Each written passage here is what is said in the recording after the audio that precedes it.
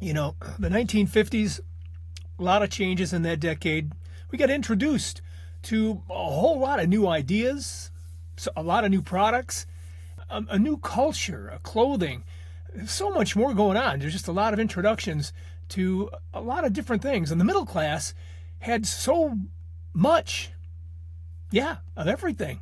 And the commercial world kind of thought, hey, the middle class needs more time to enjoy it, so we're going to start doing things that kind of focus on convenience, making your life a little easier, giving you more time to do the fun things that you can do now in the 1950s. So that's when convenience foods kind of like started popping up on the market. Now, you know what I'm talking about. The ultra-high processed foods, kind of a problem these days. They were making their way into the market, and it's tasty, quick-to-prepare items like rice-a-roni.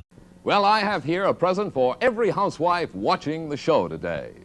It's rice-a-roni, the new side dish from San Francisco. And Nissan Chicken Ramen. They were invented in 1958.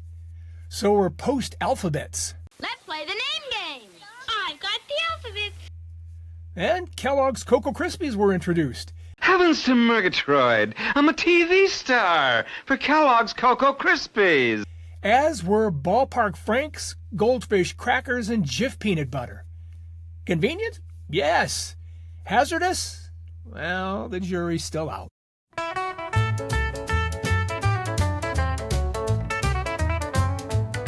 Those 10 years let us twist, they let us cruise. We found our rhythm in blue suede shoes.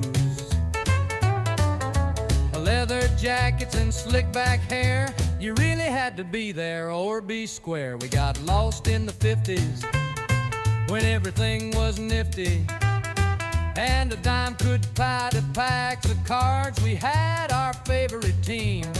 It was a golden decade, it seemed. 10 years still fresh in my mind.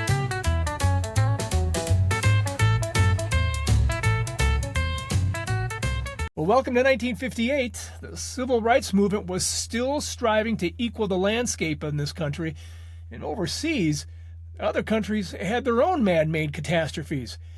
Chinese leader Mao Zedong started the Great Leap Forward, and it failed miserably. And it led to the deaths of millions of people. The Sputnik 1 launch from the year before thrusted the U.S. into the space race, so you know what they did? They started NASA, and that was established in this very year of 1958. Also, Danish furniture maker Ole Kirk Christensen was the creator of Lego blocks, and he got a patent for those. And walking around your house in your stocking feet has never been the same. It was also the first year that the Los Angeles Dodgers and San Francisco Giants joined the National League out on the West Coast. The AL MVP that year was Jackie Jensen, the NL MVP was Ernie Banks, and the Cy Young Award winner went to Bob Turley. The Rookie of the Year awards went to Albie Pearson of the AL and Orlando Cepeda of the NL.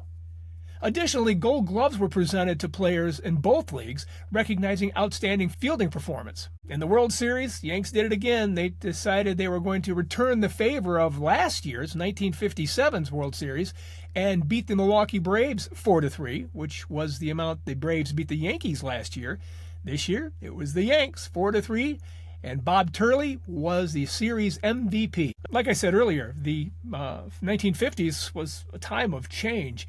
And for the first time, Top showcased major league teams on the West Coast as the Dodgers and Giants began their new lives in Los Angeles and San Francisco. Their hats and jerseys proudly displayed fresh city names, and the kids across America were eager to see these new looks on cardboard. The 1958 Top set stands out for its bright, bold design, using color photographs framed by 9 different background shades. Now, there was black, blue, light blue, green, light green, orange, pink, red, and yellow. It seems yellow seems to be the one color that stands out to me with this set. Each card had this kind of eye-popping personality with that color and then the picture of the ball player on it. With it became a contrasting strip of color at the bottom and that beautiful little logo down there. That just made those cards an instant classic. Card size was 2.5 by 3.5 inches, the new industry standard. Back then, collectors had two ways to rip into new packs. The wax box way, which gave you 6 cards and a stick of gum for a nickel, with 24 packs in the box. But for kids with just a single penny in their pocket, there was the penny wax way. 1 card, 1 piece of gum for 1 cent. There were 120 packs in that box. I would love to get my hands on a full box of those. What about you? Topps kept pushing the envelope in 1958.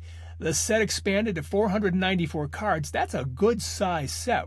I don't know why they didn't just make it 500, but there we are, 494 cards. And the innovation showed up even in the backs. Instead of freestanding checklist cards, Topps turned the backs of team cards into checklists. Now, that's a great idea, making kids choose between keeping them clean or marking them off the numbers that they needed. I think I'd have kept mine clean back then. That's what I did in the 70s, because they did the same thing then. Variations add a little wrinkle between cards number 2 and cards number 108. 33 cards exist with the names printed in yellow letters rather than white. Star players like Aparicio, Wynn, Lemon, Kaline, Clemente, and Aaron have these rarities, and chasing both versions keeps the collectors busy, and they're paying a premium for that as well. Errors? Yeah, wouldn't be Topps if there weren't any errors. Mike McCormick's card is actually Ray Monzant. Milt Bowling's card mistakenly shows Lou Berberet. And one card, number 145, was never issued at all. The missing number belongs to Phillies first baseman Ed Boucher, whose January 1958 arrest for indecent exposure led the Topps to pull his card entirely. You're not going to get one of those cards in this set, thankfully. But the set also brought joy, and at the end of the run, kids were surprised with a 20-card All-Star Series chosen by the Sporting News. And the design, it was sharp. The cartoon backs, they were delightful. I loved them. Most importantly, it marked the first Topps card ever of Stan Musial. Do you believe that it took him all this time? And 1958 was the first card. Finally appeared in the All-Star subset. Ted Williams, meanwhile, appeared for the last time on a Topps card, fittingly as card number 1 in the set.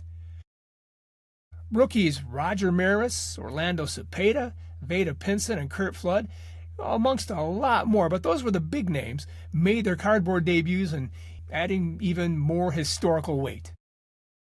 And for those who love the oddities, check this out. Salesman sample panels from 1958. They exist. I saw these once in my life. They were at a card show in Detroit way back in, it had to be late 70s, early 80s. I know they exist, and people probably have seen them a lot. I just don't get out very often, but these are kind of cool. You know what really cool are the backs. The backs of this, to me, looks really neat. It's a 6-card promotional strip, and they feature people like Billy Pierce, Hank Bauer, and Don Zimmer. They were handed out to shop owners to convince them to stock the product. The 1958 Topps baseball card set has a lot of beautiful color, a lot of history, stars, errors. There's some legends in there somewhere, and there's even some mysteries in there. And it just tells the story of that era. And baseball itself, as the time of transition, and forever holding the game's heroes and its flaws inside a little cardboard frame. Okay, let's take a look at some of my cards from the 1958 set. Now, here's the story. I bought a large lot back, it had to be 1979, 1980, and I didn't really collect the 1958s. That was nothing I really wanted to do, but I had so many in this lot, I said, I could start a set here. They're not in great quality, and I've never really updated them. And that's okay, because it's a part of my collecting journey, going all the way back to the late 70s. And I just want to show you a few of them. I'm not going to go through all 494 cards. You're welcome. But let's just take a look at some of the real good ones, okay? That's the number 1 card right there. Ted Williams. Last year, he was supposed to be in the top set. He's also the last card in the set as well. Here's another Hall of Famer, Bob Lemon. I'm a big fan of Bob Lemon's. Here's a Tiger that I like a lot. This is a beautiful card. I just like the card. Not only because he's a Tiger, but I think it's a neat card. Billy Heft. Here's Don Drysdale. Don't say anything nasty to him or he'll throw at you. He will throw at you. I do have to say this. A lot of headshots, a lot of portraits in 1958, which I like. But there is too much of a good thing. So I wonder if you feel that way too. It'd be interesting if you leave me a comment and tell me. Here's Ted Kaczynski. Not that Ted Kaczynski. Not the Unabomber. This is Kaczynski. I think I mispronounced it, but I did that on purpose. I just did it because Unabomber. Not really. Just the name. Here's a Tiger favorite, Hall of Famer, but he's playing for Baltimore here. George Kell. Here's Dave Sisler. That's George Sisler's kid, Hall of Famer. Dave's brother Dick also played at the major league level. Pops was in the Hall of Fame. My favorite player of all time, Al Kaline. I have every regularly issued card of Al Kaline. I guess we call them player run. I'm going to show that sometime pretty soon. Love this card. Still a young kid. Here's a nice card. Bobby Richardson. Isn't that cool? I'll show you the next one here. That this might be one of my favorite cards in the set. It's not because it's my favorite team, but Minnie Minoso. Beautiful picture of him.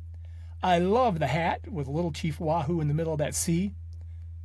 And then you see down there Chief Wahoo wearing that crown. I love that card. Here's one of a player I absolutely love, but I do not like this card. It looks like they just made Brooks Robinson run around the base 6 times and go, okay, now stop, let me take your picture. Brooks Robinson was a wonderful player. I love this guy. I don't know if I made a mention here. Back in my early days when we used to do card shows, when I was a card show dealer, got a chance to meet him.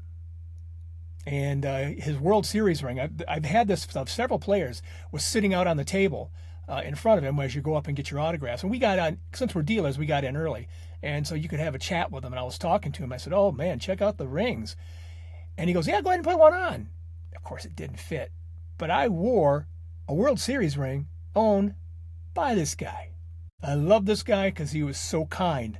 Just a wonderful man. I had a chance to chat with him for quite some time. Mr. Cub?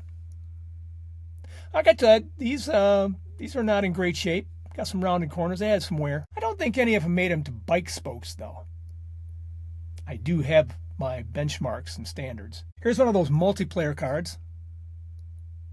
There were a lot of those in this set. Here's a rookie card for you. The Bull.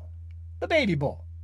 Orlando Cepeda. This is a different card. If you look at it, it shows like a full body superimposed over that color. I guess it's not superimposed, but, standing over the color. A lot of these cards, like I said before, are bust shots or up close shots, but there's a few of these that are kind of a little bit distanced back. Here's Rocco, another one of my favorite cards.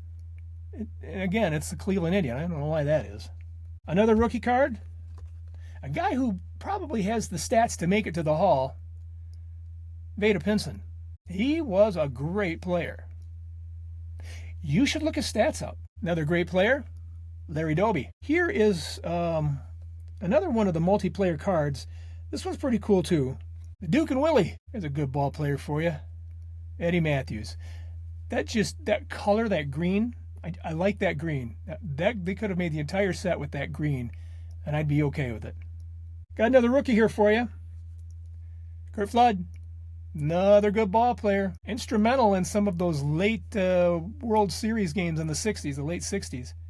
Last card I'm going to show you is probably the most famous of the 1958 cards. And it's the one that, if anybody is looking for Mickey Mantle cards, this is probably the most affordable card. And I'm sure you've seen it a million times. The Sports Magazine All-Star. Great card of Mickey. And like I said, when I say the word affordable, what it means is it's the least amount of money you're going to pay for a Mantle card in the 60s, late 50s. Yeah. I suppose a 68 or a 69 in bad shape might be cheaper, but this is very plentiful. Even though it's a high number, you still find these all over the place. I've gone to card shows, and every single vintage dealer down the line has this card for sale. It's because it's cool. And that is just a small chunk of my 1958 set. I think I said it once already that, I don't know, I may have repeated this. One thing that's really cool is that team logo down in the lower corner. contrasting color strip. I just think that's cool. I just think that's the neatest thing in the world. And by the way, there are a lot of multiplayer cards in this set, and that's what makes it really cool. Check out this Aaron and Mantle card. Well, thank you for checking out A Time for Cardboard Heroes right here on Cardboard Meditation. I appreciate you tuning me in. Next episode, the final episode, we'll take a look at the life of Ted Williams, the 1959 Fleer set. That's a unique set. I think you're going to like it. That's the next time right here on A Time for Cardboard Heroes and Cardboard Meditation. Hey, can you like, subscribe, and leave a comment? I'm at 100 subscribers. I can't believe that. That's amazing to me. Thanks to you. Talk soon. Cardboard Meditation helps set your mind right. Thank you for watching. Show us your appreciation by clicking the like and subscribe button. Ring the bell while you're at it so you'll know when we upload a new story.